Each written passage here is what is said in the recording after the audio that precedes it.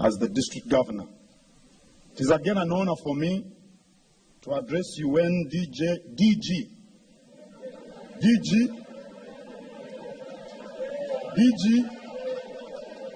but I understand he's also a very good DJ. When DG Kenneth of his family, I commend the Rotary Fraternity to the well-being of humanity.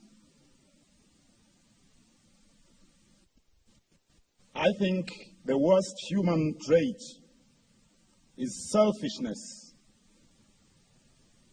You know, that desire, that force that drives us to seek that which we benefit from to the exclusion of everyone around us. I think that's the worst human trait. And in situations, especially in countries where we have weak institutions, that selfish trait within us comes out quite strongly. I can give you a few examples. If any of you wants to invest in Uganda, and you're looking for a location to build, for example, a warehouse, you can easily settle for a wetland or a forest. You know, we could find you the next day filling a swamp with debris from building sites. We can find you cutting trees down because the National Environment Management Authority lacks the capacity to stop you. If anyone of you here is a senior government official and you are taken critically ill, you could find yourself on a plane to Europe. Since the national hospitals lack the drugs, the equipment, or the personnel, these days we want to bring in Cubans, you know, because the medical practitioners want to go on strike for higher pay. But the Cubans are going to be paid more than the doctors are demanding. I get lost. I get lost. And when we fail to spur economic growth, which really creates jobs, you know what we do? We urge the youth to go to the Middle East and do menial jobs, instead of empowering them with entrepreneurial skills. So, for me, and this is my observation, Rotary tries to reverse our selfish traits by initiating programs geared towards finding common solutions to the everyday challenges.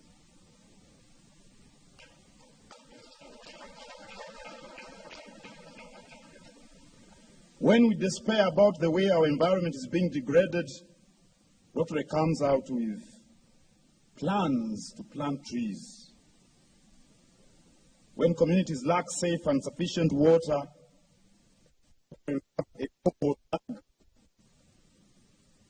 when we are told about new HIV infection rates, Rotary will lead the campaign to address the scourge. So, whenever I participate in Rotary activities, I'm trying to say, thank you, Rotarians.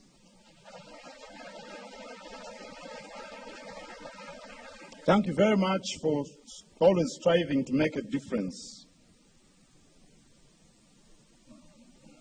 In my opinion,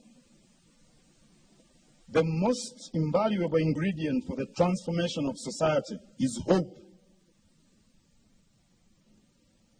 When we retain hope against all odds, then we can surmount scary challenges. And that's what Rotary ignites in us. Hope. We thank you very much.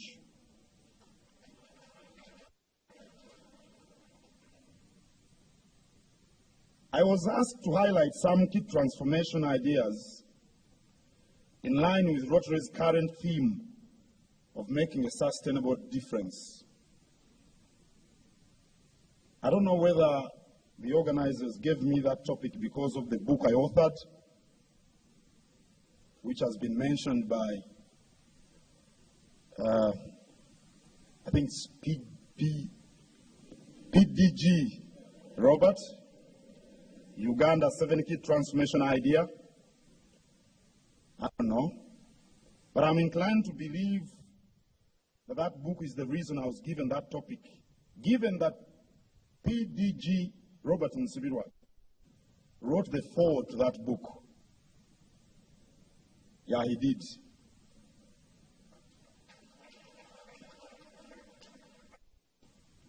Whatever the case, I wish to share with you a few transformation ideas, which I believe are essential to the work of Rotary as you endeavor to make a difference.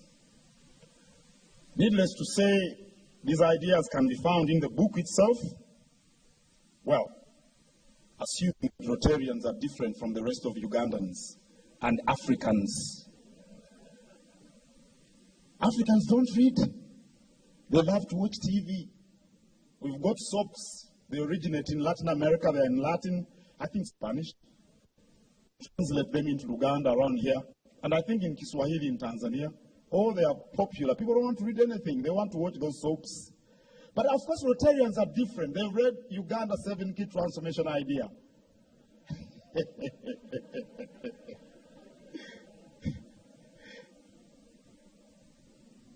I always tease my friends, what do you do during weekends? I was asking my friend on Labor Day 2 days ago, what did you do on Labor Day? I mean, you wake up, you are used to waking up at 6 in the morning, you're not going to work. You had some physical, workout. Then what did you do after that? You are not going to a Rotary event. What were you doing during the entire day? Were you watching soaps? The first idea I wish to point out is good governance or matters of leadership. It's very difficult to make a difference if a leader doesn't exhibit simple 12 ethics. My boss, the king, talked about ethical behavior. The first is planning. I think the biggest challenge we experience is lack of planning. People conceive ideas. They don't want to sit down and,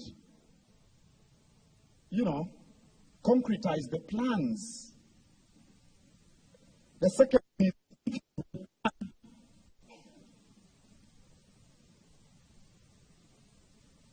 if I gave the example of government, and I'll talk about agriculture. There was a time they were talking about plan for modernization of agriculture.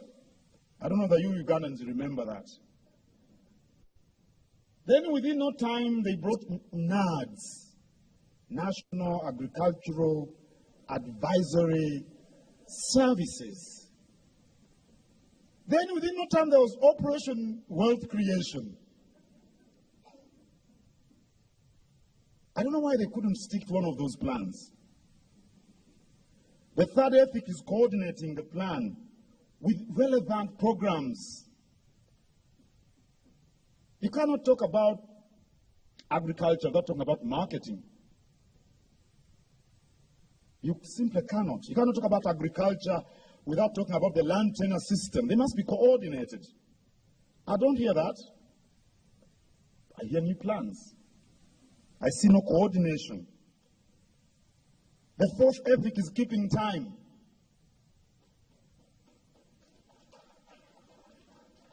We don't keep time. And I find it contemptible when people talk about African time. I mean, you've got the biggest challenges. You should be working as fast or faster than everyone else to catch up. How can you talk about African time? It's contemptible. No one achieves anything if they don't keep time. Or they achieve less than they would have achieved, in case they achieve something. The sixth is doing follow-ups. That was the fifth, I think. The sixth is responding to queries. Especially when you are big like the Katikiro of Uganda.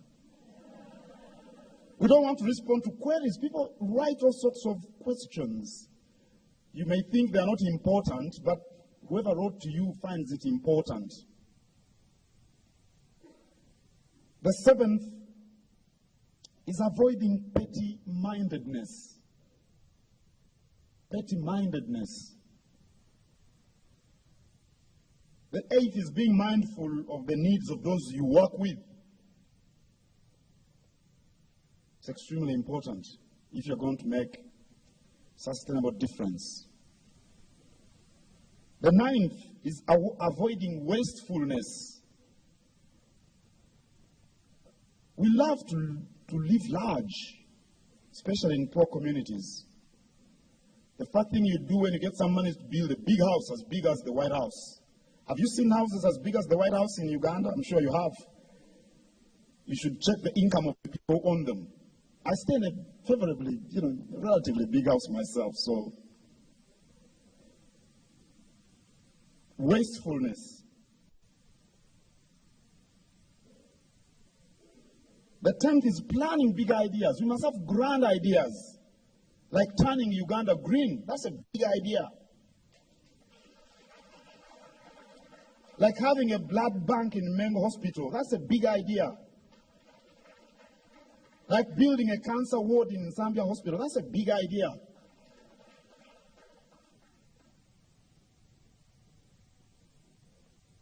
The 11th is taking a hard and long look ahead of our times. You can never do great things if you think about the times in which you live. You must focus ahead. A hard and long look ahead.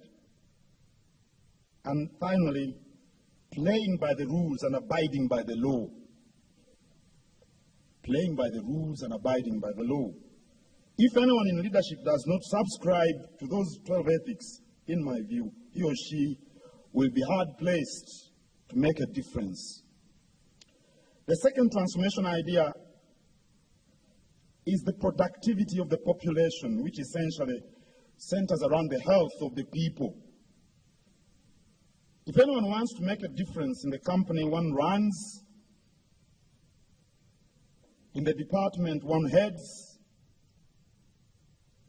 in the garden that one tends every day, in the kingdom that one runs on behalf of the Kabaka,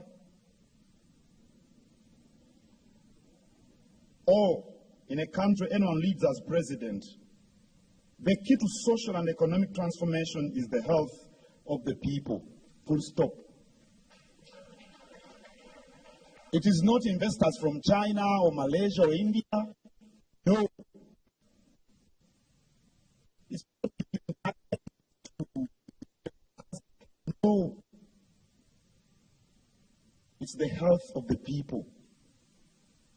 Fortunately, this is the simplest argument because it is physical and therefore self-explanatory. I'm sure that because they were indisposed. It is very simple to understand. The commonest dangers to the health of citizens in the least developed countries are malaria, cholera, dysentery, typhoid, and malnutrition-induced ailments. Of course, there is the fear of AIDS. Our king is the goodwill ambassador appointed by the UN. But malaria, cholera, dysentery, I think are more devastating. We need, together with Rotary, to make a public hygiene call.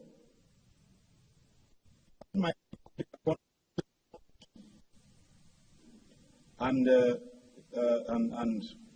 Ronald, who was here, the MC, said, was it Ronald or was it the Speaker of the Luchiko who introduced the guest of honor? He said his word is a command. So he just commanded me to build a partnership with Rotary, by the way, this morning. We need together to build a partnership and make a public hygiene call. Because it is inadequate public hygiene that leads to those common afflictions. They're simple, straightforward things. And they cause us all the misery, the pit latrines. We don't have them. I don't know whether Americans know pit latrines. At least President Bill Clinton knew it. He started his life in a house which had a peat tree. From this book, I don't know whether these ones know peat latrines, but they're very vital. Very vital. Washing hands after visiting the peat latrine or coming from a journey. Slashing bushes around our homes and draining the ponds within which the mosquitoes breed. Avoiding pathetic waste disposal habits. Can I overemphasize these things? A visitor to Uganda, the first thing he or she notices are the plastics all over the place as they drive from the airport. I get very embarrassed whenever I pick visitors at the airport. Fortunately, in my position these days, I no longer do that.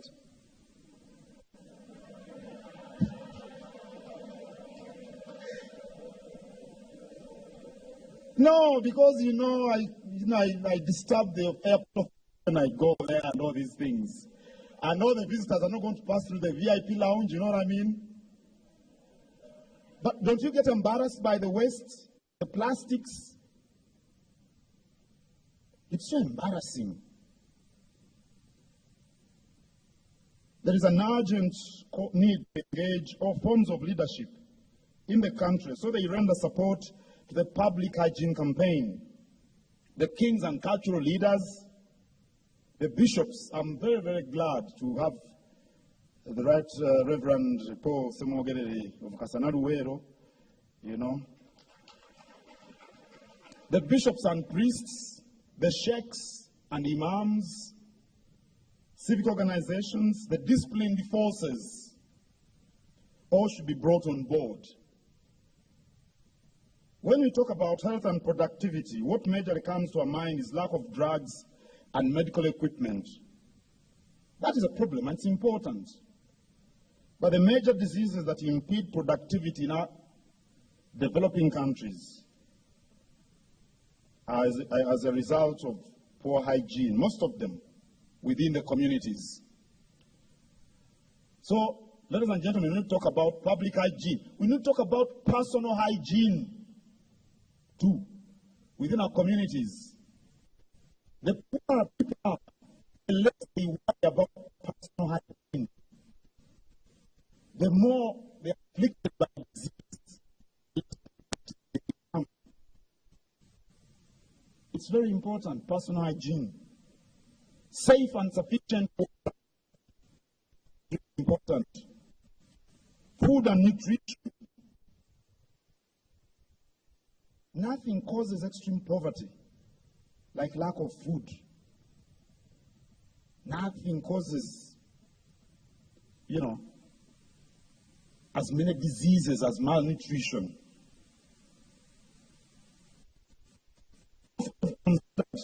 Those crucial, yet apparently simple aspects that ensure good health. Then we need to focus on bigger things like the health service providers, the drugs and the equipment.